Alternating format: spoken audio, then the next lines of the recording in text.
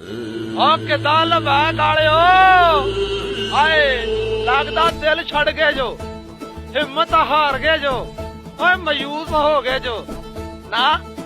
ਨਾ ਮਿੱਤਰਾ ਨਾ ਗੱਲ ਜੇ ਸੀਟਾਂ ਕੱਢਣ ਦੀ ਆ ਸਾਧ ਰਿਜ਼ਵੀ ਨੂੰ ਵਜ਼ੀਰ ਆਜ਼ਮ ਬਣਾਉਣ ਦੀ ਆ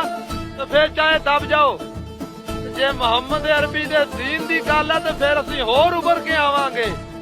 ਚੇਤੇ ਨਹੀਂ ਬਾਬੇ ਦੀਆਂ ਗੱਲਾਂ ਬਾਬਾ ਕਹਿੰਦਾ ਸੀ ਜਿਨ੍ਹਾਂ ਮਾਲਕਾਂ ਦਾ ਤੁਸੀਂ ਕੰਮ ਕਰਦੇ ਹੋ ਮਾਲਕ ਤੁਹਾਨੂੰ ਵੇਖ ਰਹੇ ਆ ਸਾਡੇ ਕੋਟਾਂ ਤੇ ਜਿਹੜਾ ਡਾਕਾ ਵੱਜਦਾ ਵਾ ਮਾਲਕ ਬੜੀ ਚੰਗੀ ਤਰ੍ਹਾਂ ਜਾਣਦੇ ਆ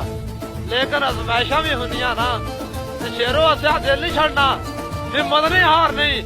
ਇਸ ਕੁਫਰੀਆ ਨਿਜ਼ਾਮ ਨੂੰ ਅਸੀਂ ਪੱਗੇ ਲਾਉਣਾ ਤੇ ਦੱਸਣਾ ਕਿ ਸ਼ੇਰਾਂ ਅਸੀਂ ਸ਼ੇਰ ਆ ਬਾਬੇ ਰਿਜ਼ਵੀ ਦੇ